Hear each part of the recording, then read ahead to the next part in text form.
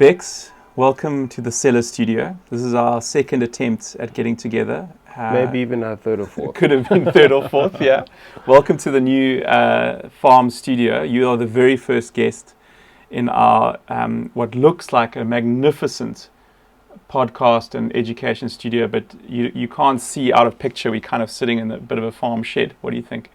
I think it's got great charm and character, and wouldn't choose a better place to be on a Monday. Thanks, Beks.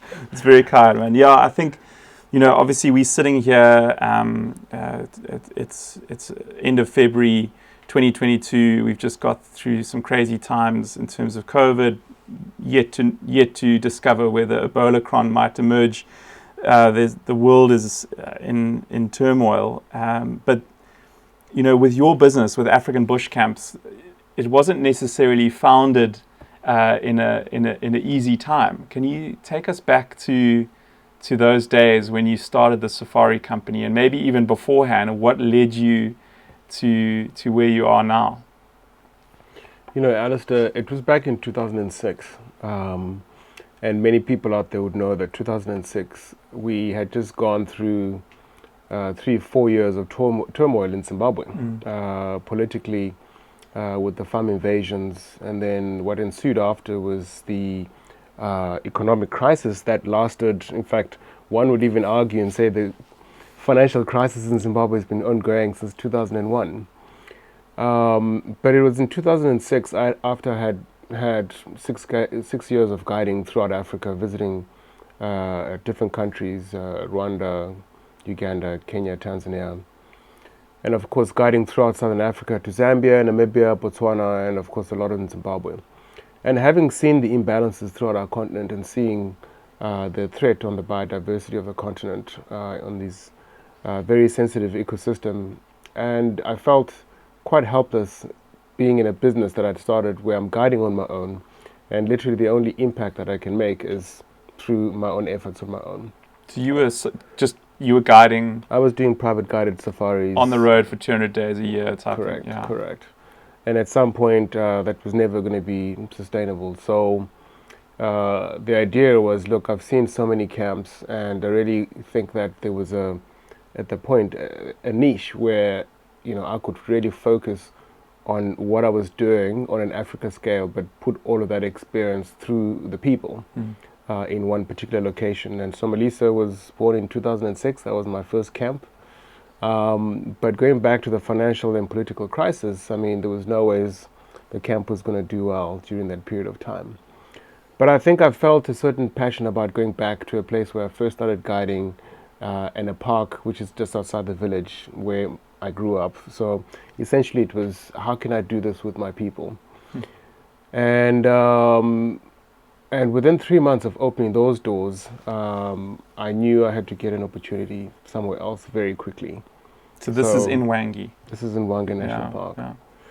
So literally before Somalisa actually finished, I was already building in Botswana, where I sought out an opportunity. And Botswana was really flying back in 2006, 2007. It was short of beds. So it was a great opportunity to kickstart my second camp. Linyanti Bush Camp, which did quite well for the first 12 months, actually, to the extent that it helped me finance Somalisa and keep that going for a period of time until Zimbabwe starting to find its traction. But it was at that point where I thought, well, I'm not going to go overseas and do a whole marketing budget based on selling 1 or 2 camps. So I tried to bring other people on board, mobile safari camp operators, other camps. But we weren't really as aligned as I needed to be, and I've coined this whole discussion around the fact that at some point I could do things pretty quickly and make decisions. Of course, now 16 camps later, 16 years later, I have a whole board, I have investors, so decisions don't get made as quick as I'd like to. But back then, I thought, let me grow this business, and I was able to get my big and ball out and go to friends and old clients, and they'd all throw the coins inside the bucket. I'd shake it up and think, okay, have I got enough for another camp? And then put other partners on board, other guys who were very passionate. And as I needed more capacity, to run these camps, I also needed people that were really plugged in and who had a vested interest. So it was a great way to be able to grow the business. And as I say, 16 years later, we're just about to launch our 17th camp in the Lower Zambezi in Zambia. So it's been exciting, but as you alluded earlier on, it wasn't the smoothest of periods. And look where we are today, 2022. Yeah, well done, Beks. But certainly, it was the Zimbabwe crisis. It was the global financial crisis in 2008. It was Ebola and various other things that have been thrown our way. But here we are. We're still growing and having fun whilst we're doing it. So you were desert adapted from day one. That's correct. Crisis adapted probably is more in keeping with what's happening globally today. Amazing. And, it's interesting because I think a lot of times when you look at businesses, it's very easy to kind of, okay, I was guiding and now there's 17 camps, but to get to that point, like to take those steps. So I would imagine Somalisa was that sort of first almost proof of concept, like, I can do it, we can do it. There's something to leverage off. And then the Lanyanti camp was the proof of concept in terms of being more than a single camp, especially across borders. Yeah. How did your experience guiding, kind of link up to becoming a businessman that owned, and because the hospitality industry in Africa it's quite complex. It's not just operating, but there's marketing and all the financial elements, the booking engines. How did from a guiding perspective, how did your experience there kind of segue into suddenly having two camps and then bringing on investors and growing forwards? So when I was guiding, obviously before I left the last organization I worked for and then break out on my own to guide, I would do operations, I would do camp management. So there's a certain amount of organizational structure you need to have in your own head, which I got. And of course, when you private guiding, you go and do your own marketing overseas, you basically pretty much do everything.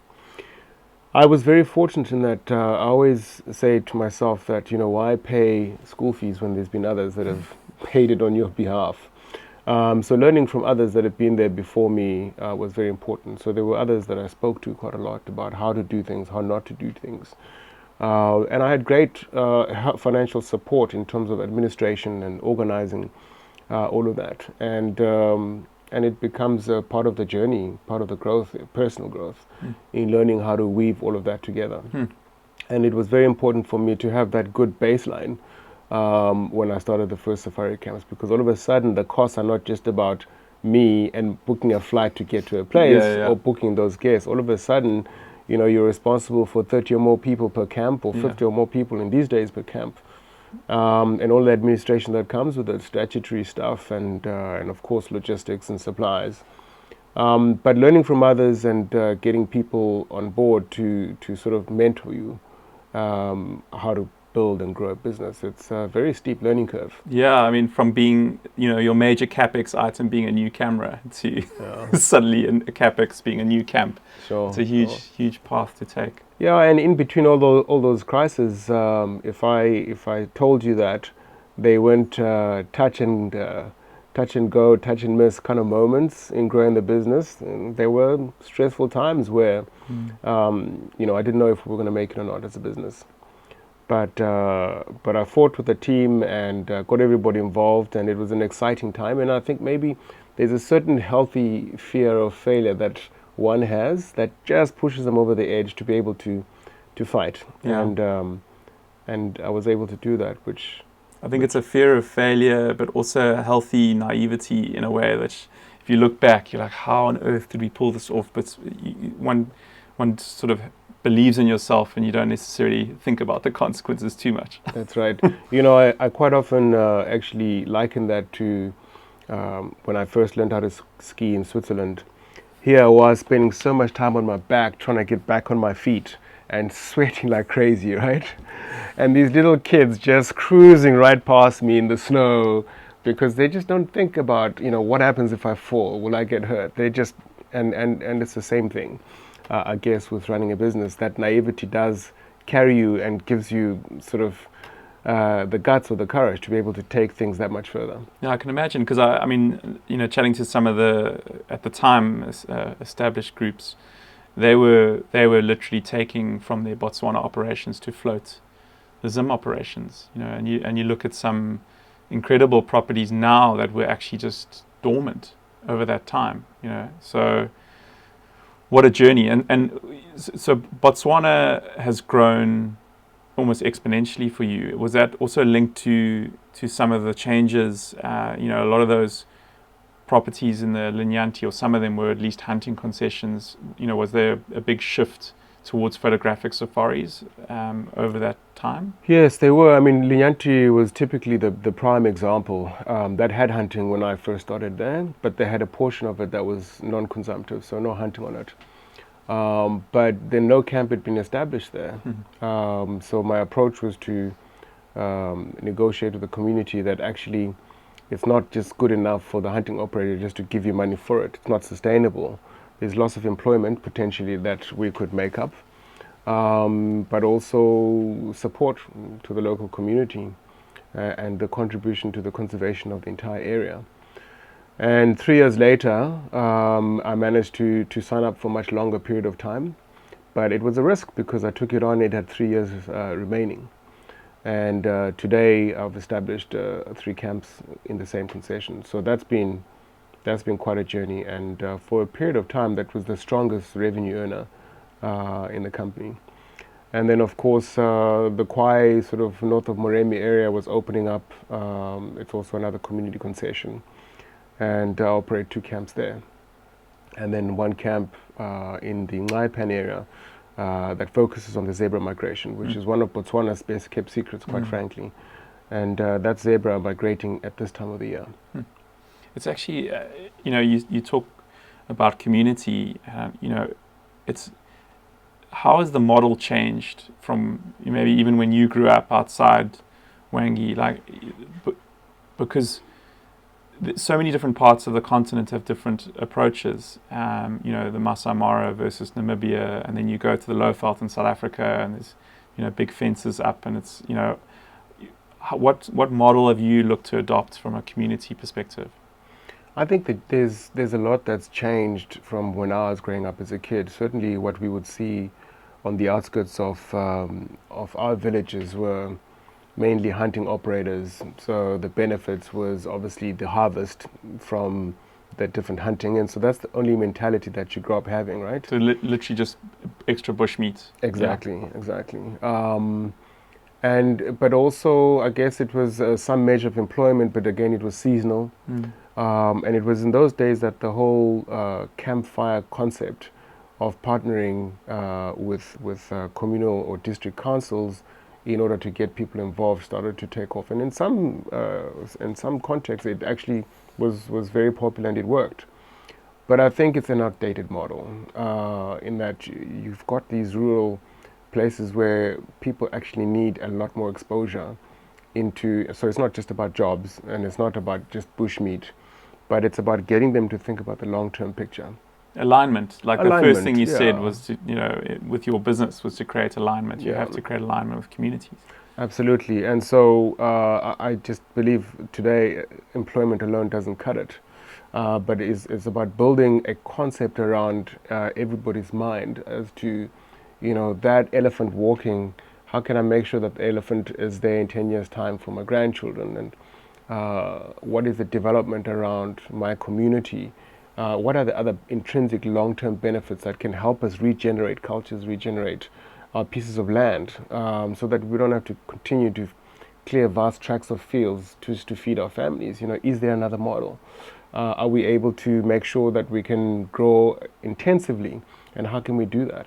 So those sort of that regenerative thinking, I think, is what's required today, which is a very different model to what it was 25 years ago. And does that mean that as a safari business, you have to change the economics slightly, So, because obviously a safari business has got that triple bottom line, but the bottom line needs to count, but does more have to go towards communities? So more definitely has to go to communities and also directly at identifying what the crisis is, whether it's setting up an anti-poaching unit, whether it's poaching for bushmeat or commercial poaching. But a lot of it has to go into teaching people to look after themselves and to protect their livestock in certain areas where you've got human-wildlife conflict, and making sure that what they've got can be capitalized commercially. Whether it's starting a lion guardian project that protects and bomas people's livestock to the extent that they don't lose them from their wildlife. And the process of doing that is moving these big bomas from field to field, protecting their livestock, but at the same time replenishing and regenerating the soil so that they get 10 times the yield, as opposed to that whole thing of clearing vast tracts of land and cutting down indigenous trees for more. So all of those things contribute to regeneration of land and, as I say, cultures. And so there's a lot of effort that goes into that. When I started the business, I was inspired by Yvonne Chenard, who started Patagonia, the clothing outdoor apparel company. And he had this concept of 1% capital for nature. So as a business, what that looked like for me was, I need to give back from day one. So we started the foundation the first day we started the business, because we felt for every dollar earned, you have to give some back. And that was the whole inspiration of starting the first camp in the first instance. And 16 years later, we've done our calculation, and we're now on 2.5%.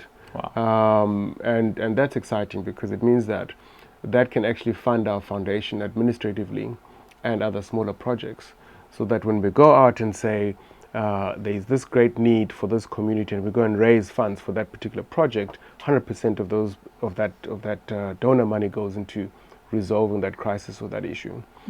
And it's just a principle of what you get from natural resources, you must give back.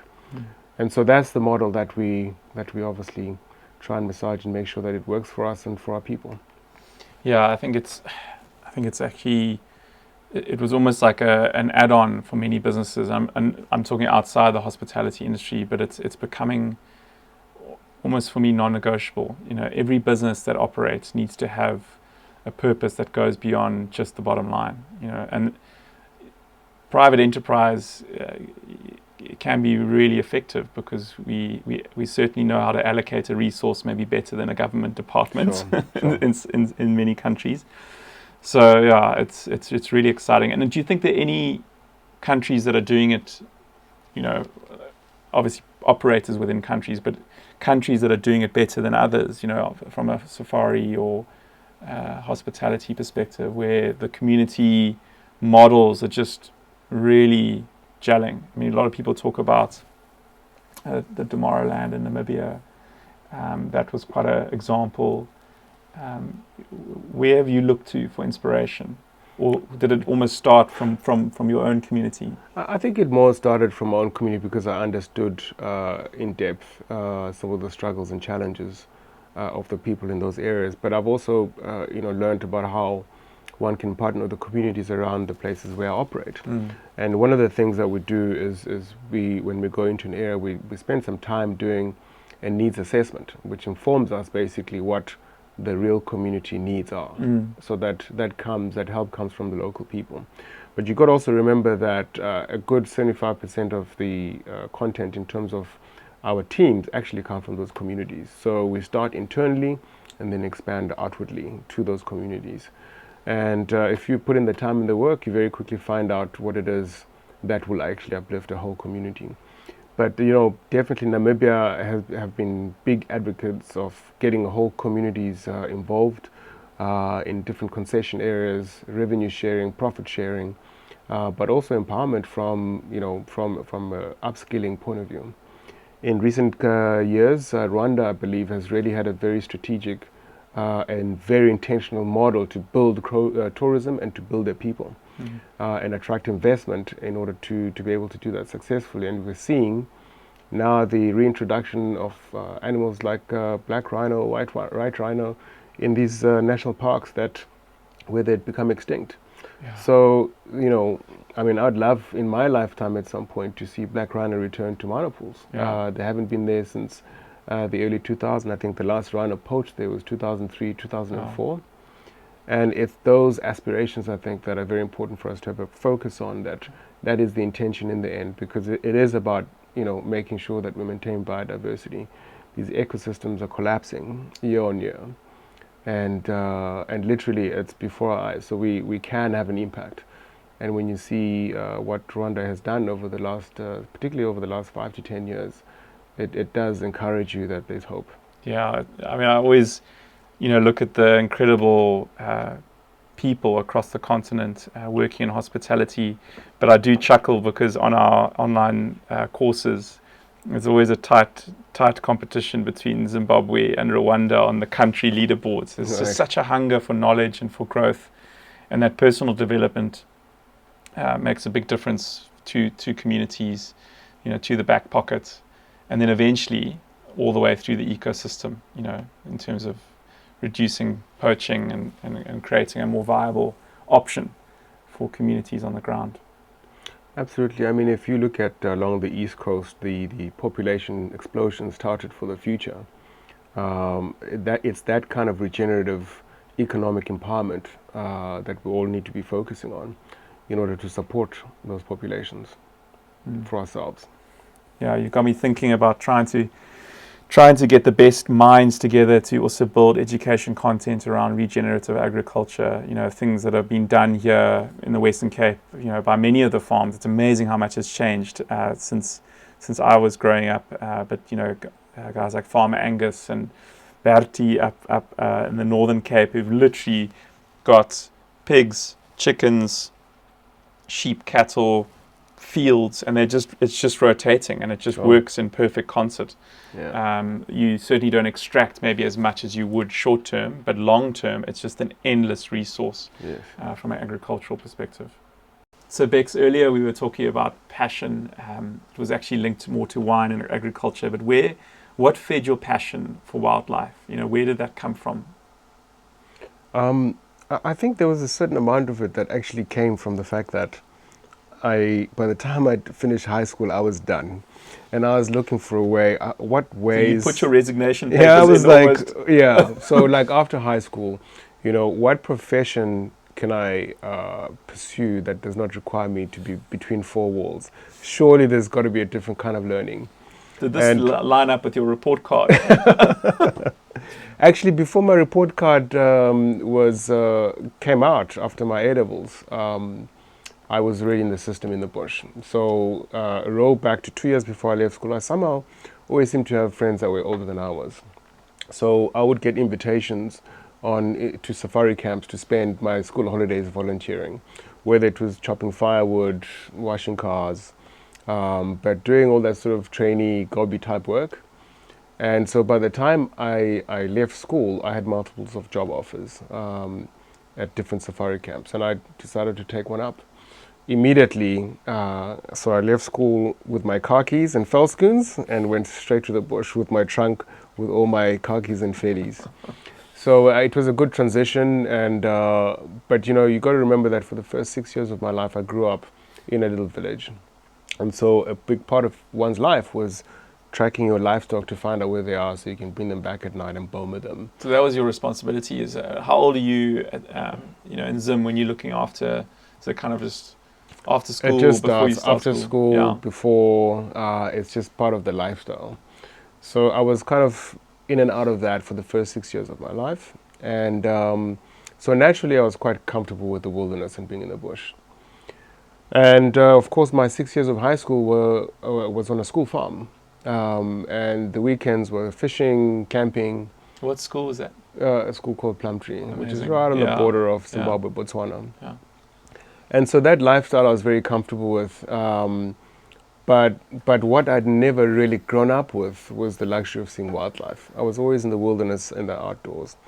But the excitement and the thrill of being able to walk against or up against elephants or track lion on foot, that was a big passion. That became really a big passion and excitement for me. Yeah, I mean, it's something that I always think of when I think of Zim, particularly the elephants in Mana, how they seem to be just, maybe it's because a lot of the ones that are approached are obviously old bulls that have just been around the block and they're super chilled. They're kind of in the lower Zambezi, maybe on a hot day, they almost seem to sort of be in a bit of a dwell. They're kind of like a bit spaced out, but you can get really close to them. Yeah. How do you learn that skill? I mean, when we do training, we always talk about body language, and it's such an important way of communication. But it's approaching big game. It's literally all about body language, right? Literally, it's about body language. You have to. Animals don't really shout like human beings, Yeah. right? Yeah, yeah. That's when you get too close. That's right. They have different ways of shouting, and it really is about having an intuition, almost getting into the mind of that animal. So when you track lion, for example, when I'm out tracking lion, and literally you're looking at tracks because that's all you have. How fast is it going? What time of the day is it? Is it slowing down? Is the weather cool enough that this animal will keep going? And that helps you identify how long is it going to take to catch up with this animal. And just all the behavior patterns, even of seeing an animal, when you actually then find it, is it going to be irritated? Does it have an escape route? Is it going to feel cornered? But yes, you're absolutely right. It is a game of body language at the end of the day. And animals are actually a lot more forgiving in that way than human beings, I think. So I would be far much rather come up against a lion or a buffalo or elephant than a human being, I think, just in terms of the unpredictability. Yeah.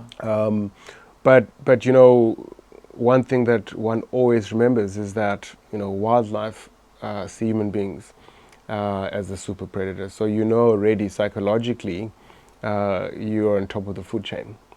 So it's now then up to you to find a way in which you can behave in a way that brings that comfort to wildlife, that you're okay and you're not a threat. And in a sense, it's a psychological sort of excursion for a guide to be able to read these situations and also communicate using your body language to the animals, that you're not an aggressor. It's such a balancing act, because I mean, I don't know if you find the same, if you going into bush camps and flying in these small planes, but almost onto these dirt strips. But some pilots, they'll have like different approaches, and it all works out to a beautiful smooth landing. But some of them have a different way of approaching, and it kind of ends up with the same results. But it's the same with guiding, and some guides are extremely respectful of that space, the animal space, and the animals, not to intrude on it. Others are a little bit more kind of okay with getting in the grill. I mean, what's your kind of preference? Is are you happy to see an animal and without it even knowing that you've been there? What's your? I think the preference is to approach a wild animal and really enjoy being able to be in its presence. And the minute you disturb the animal or an animal wakes up, your senses are quite alert, and sometimes to the point of discomfort, right? But the idea with wildlife is to come in, enjoy it, and then retract without causing any kind of chaos, whether it's tracking a lion or tracking a herd of buffalo. That's your preference. It doesn't always work out that way. But, going back to what I was saying earlier on about knowing what the comfort distances are, what you can do to make the animal feel comfortable. And it's about playing within those confines. It's very easy, I think, for some people when they're under pressure to perform in a certain way, and when you push the boundaries, sadly that's when accidents happen, because you lose your sense of awareness of danger, and you lose that healthy fear of a wild animal.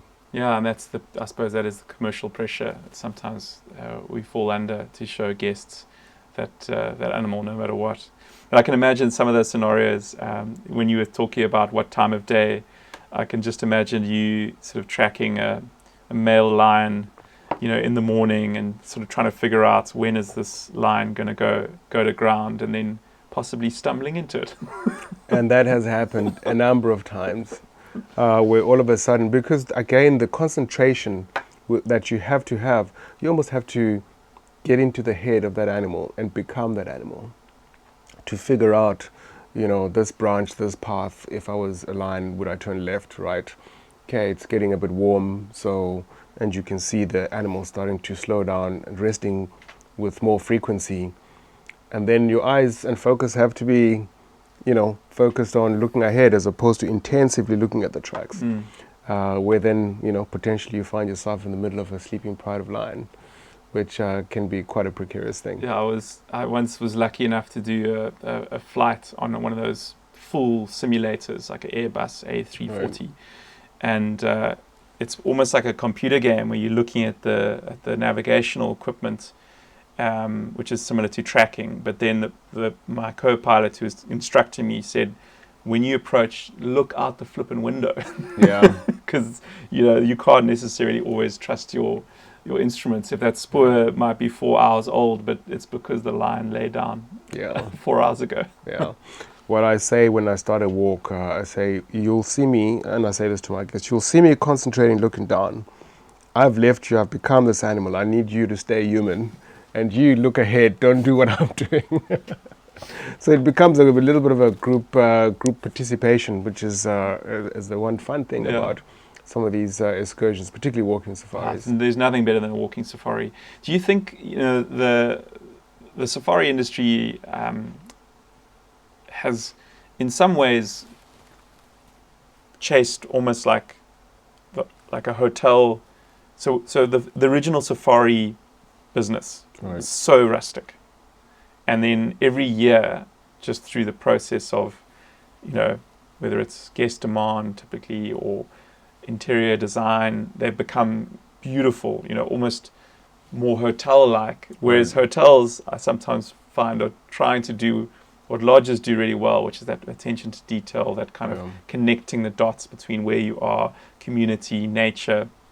Do you think, now that we've come through this time of being so disconnected with nature, each other, what would you like to see from a safari kind of trend? I mean, is there more scope to getting guests feet on the ground in a tent? In some safari experiences, you might not even really touch the ground. You'll be on a deck. The fire is sort of there, but not quite the feature of the evening. What's your take on that, and where would you like to take it from with your business? I think Africa is a place of color, it's a place of texture, it's a place of character.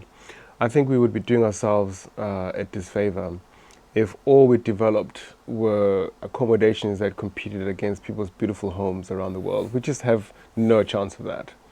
We have this unique ability to develop these places in the great outdoors, where from the deck of your bed and you're lying down, you can hear lions calling at night. You can hear that owl go off at night. That's the magic of being able to be in Africa. But also it's about stepping off those decks and walking and sitting around a campfire and listening to the crickets at night and being able to tell stories.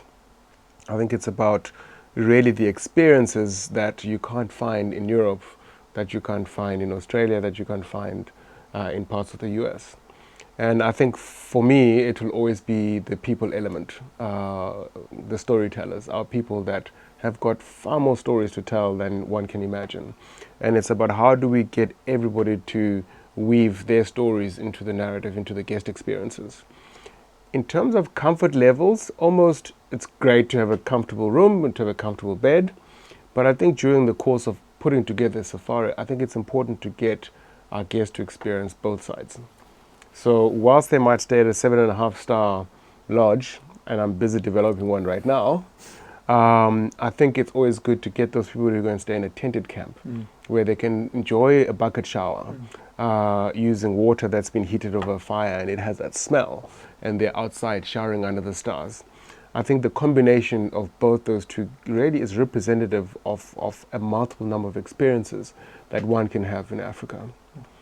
So there's companies that specifically will specialize in luxury.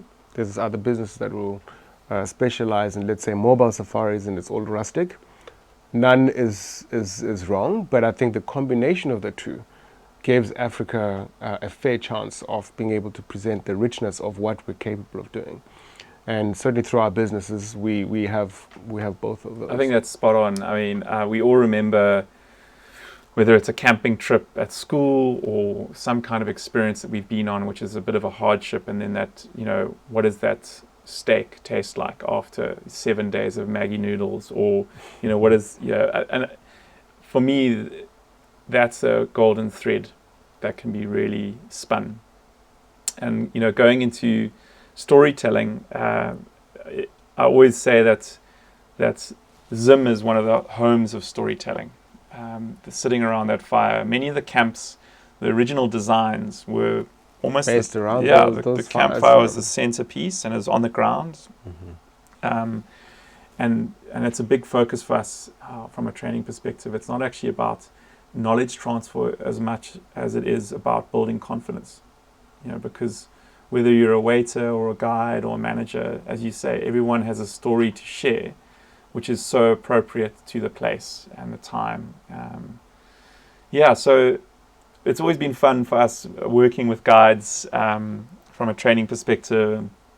Like getting together, doing a training session on like bush stop drinks, and showing them how you can. There's a couple of things you can do with a lemon, not just a slice of lemon, but maybe some garnishes. What was your first aha moment in terms of wine? I mean, I don't think I traveled into some of the Zim camps in 2008. I think the wine culture revolution hadn't quite arrived yet, but now, I mean, you can sit and have one of your favorites. You can have a Bushard Finis and Gulpen Peak, slightly chilled, on the banks of the Zambezi. What was your first aha moment when it came to wine? As a Zim boy, it's not necessarily like something that you used to growing up.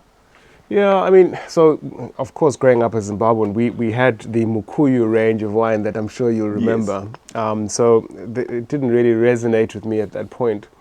So I think probably at that point I was like, what are people going on about wine?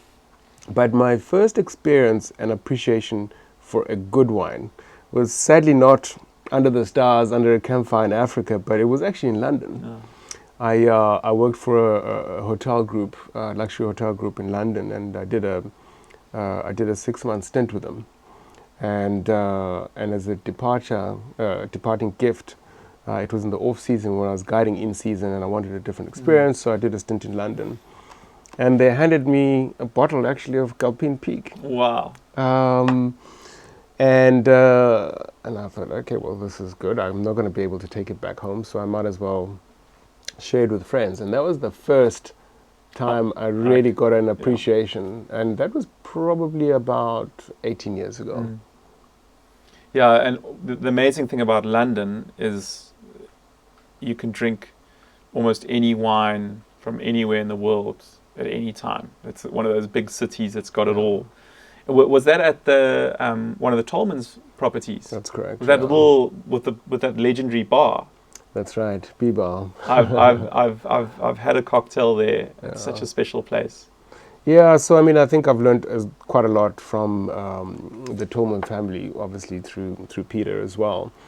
Just the appreciation of things like wine, and I couldn't say I necessarily have. I mean, definitely the Hannibal is one of my favorite bottles.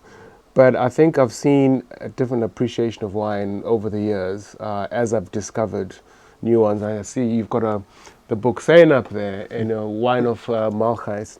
And until I went there, I had no idea. Yeah. And I think going and seeing the harsh conditions that some of these vines are growing and the stuff that they're producing, it's just absolutely incredible. And it's a constant learning of the different wines. Yeah. And you guys have certainly been great at doing a good job of educating myself and our team of over 600 people between the countries that we operate. So it's been great, and we welcome the continued learning. Yeah, well, I think it's been an interesting journey for us, because a lot of it, as you say, it just started out being a passion, like a shared passion, and then you have to kind of build structure around the passion, right? So it's like you can have a passion about the bush, but to take it up to 17 lodges, you've got to have a little bit of structure around that. So that's been a big part of our journey. But yeah, we drinking one of my favorite wineries, De Trafford, the Elevation 393, and this is their top blend, which is actually from the farm. So we have a little cheers. Cheers, Alison. Yeah. Thanks for joining, and we'll definitely partake in this evening. I've got a roast leg of lamb on the go, but it is delicious. This is one of those wines. What year is that? This is 2012. Wow. Yeah, so it's something quite special. But wine is also, for me, something similar to the safari industry, because it's a combination of very unique places and people, and then the kind of stories that interweave those two. And this is a really interesting wine, because not all wines are a place bottled, but this one certainly is. It's really high up in this sort of northeastern corner of the Helderberg. One of them. Have you ever visited De Trafford? I don't think I have, but I've certainly had a few of these bottles. Yeah. But this is quite an interesting year. Yeah, what's fascinating about that property is it feels like you're in the middle of the bush, because it's right up in the corner. They've got a little villa that they rent out, which is beautiful. But when you wake up in the morning, there's baboons running around the house. Right. There's usually a parfait trying to get in the house, but they're pretty well behaved, so you know what to do with them. And then there's such a thick kloof that there's also leopard. Wow. Which they've heard calling a few times. So it's amazing that we're sitting here in Elgin, and we think this is also the height of the Cape metropolis. But I think there's 20 leopard that live in these mountains, 20 or 30 that they track. That's so incredible. There's a lot of biodiversity out in this part of the world as well. Yeah, and Seine is, as you say, just absolutely crazy place with those huge river boulders, very hot climate, but also tempered by the ocean nearby. It's very, very special. Yeah, I mean, it would seem to have almost like a little microclimate of its own. Yeah, very much so. And I think I've developed, I think, more and more for wines that are more inland than coastal, actually. Yeah. And that's certainly one of them. Yeah, I think I also when I first started learning about wine, I always thought that inland wines, and often because of price point alone, they were lower in price, more kind of mass production. But that's not necessarily an indicator of quality at all. Being further in, there's a lot more of a temperature differential between day and night. Right. So whilst you might have a really hot day, the temperature can plummet. Sure. Into 5 degrees, 6 degrees Celsius at night, which cools everything down. So yeah, we sometimes the barometer for wine is, in France it goes to Bordeaux and Burgundy. In South Africa, rightly so, because of their amazing wines, it goes to Stellenbosch and Constantia maybe. But there's lots of pockets, yes, and you need crazy visionaries like David Trafford to sort of unearth these places. I mean, it was next to his holiday house, sort of on the Breda River. So I can imagine him sort of walking the dogs through a wheat field and saying, well, this would make a good vineyard. Sure. But it's, I suppose, similar to walking around Wangi in 2005 saying, this might make a good lodge. Exactly that. And I can't help sitting on a beautiful site and imagining in my head and building and creating spaces for tourism that people can come and appreciate. So I'm pretty sure that the early guys coming here and trying to scope up land, that's what they did. Yeah, definitely. And there's a lot of trial and error. I mean, I think the thing about wine, which always blows my mind, is we're going to be chatting to Paul Kluwer this afternoon about Pinot Noir, and their first mission on their farm was actually to try and replicate Bordeaux varietals. Because the wisdom at the time, and I still think there's merit to this in Elgin, is that the Elgin region is more similar to Bordeaux in climate. So that might then suit Cabernet, Merlot. And that's actually a project we're working on here with David to produce a cooler climate cab. But then the problem is you plant a vineyard, you wait 3 years, 5 years, whatever you decide to do your first harvest, typically from 5 years on to get fruit that's acceptable. And then you make the wine 2-3 years later, you taste it. Quite a process. And then it's like, whoops, this maybe isn't what we should be doing. I mean, there's got to be a lot of patience behind that. No, a huge amount of patience. And as a winemaker, the best you can do is have 2 vintages per year. So if you highly energetic and you've got the budget, you you do your harvest in March and February in South Africa, and then you fly to Europe to do the August-September one. Sure. So you've got two kind of learning inflections every year versus, if we send the wrong email, it's fine. You can quickly tweak it. That's right.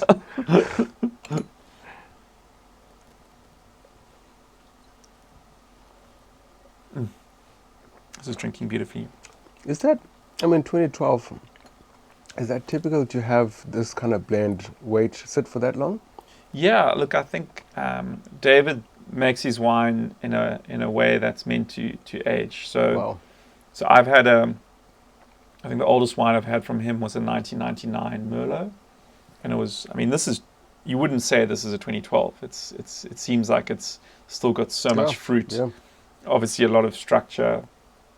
It is a northeast facing slope, so it's got a fair amount of robustness from that. But yeah, it seems to be as fresh as a daisy. Yeah.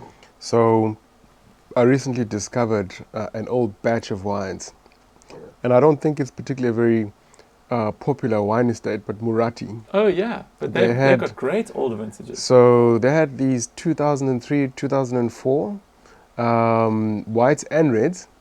The reds were Shiraz actually, and I would open the reds and the whole cork would just crumble. Wow. And I would have to sieve it with a tea strainer. Yeah.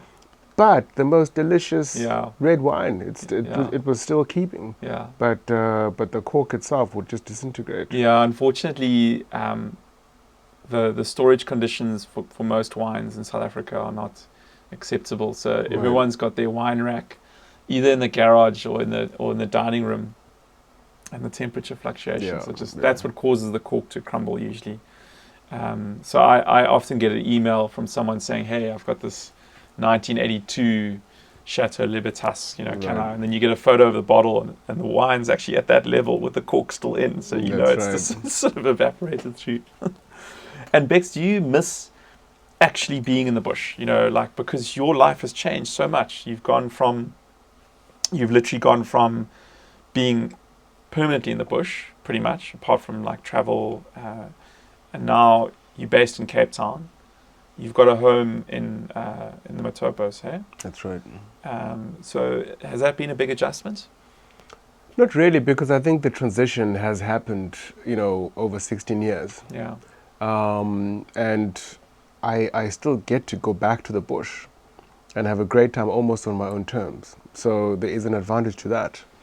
But it's also my life has transitioned to where I'm problem solving, where I'm creating, and I'm seeing the benefits of what we've put on the ground, and to see people's lives impacted hugely. And to go to any one of my lodges, and you've got all of these ambassadors that are such advocates for their community, such advocates for wildlife.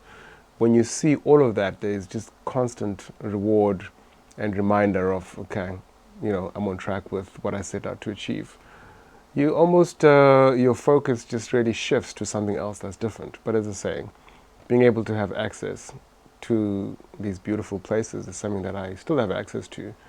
And it really sort of hits you when you're sitting around a campfire, great company, and great wine. And great wine.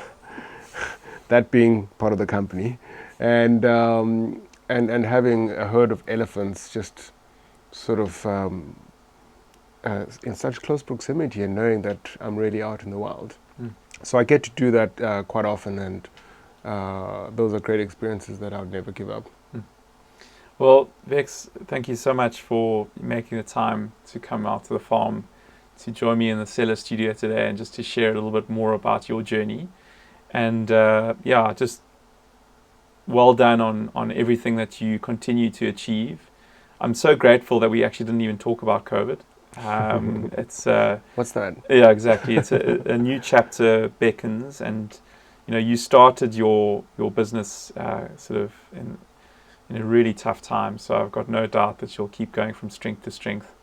And in fact, we were very lucky to sit in on one of your chats to your company, and we were all very inspired afterwards. We were sort of your in the background while you chatted to your team, and we were serving your team some wine that evening, and just the calmness and gravitas that you have, and in a really tough time, was very admirable. So maybe it was the wine that was helping you sort of smooth out. That always comes handy. Look, and like all of us, you're a farmer by heart, really, and you've had to evolve and adapt and all of that. But farming is not an easy life, and many of us get to enjoy the spoils of it, but not knowing the pain that is taken to get there. And certainly, you and your team have been great support to us as we've endured the growth, the suffering, but also as we've really enjoyed the good times when we've been rewarded usually for the work that we do. So thank you for your support, and to your team too. It's a pleasure. And the next glass of wine at one of your camps around the fire. That sounds amazing. Cheers, Beks. Cheers. Thank you.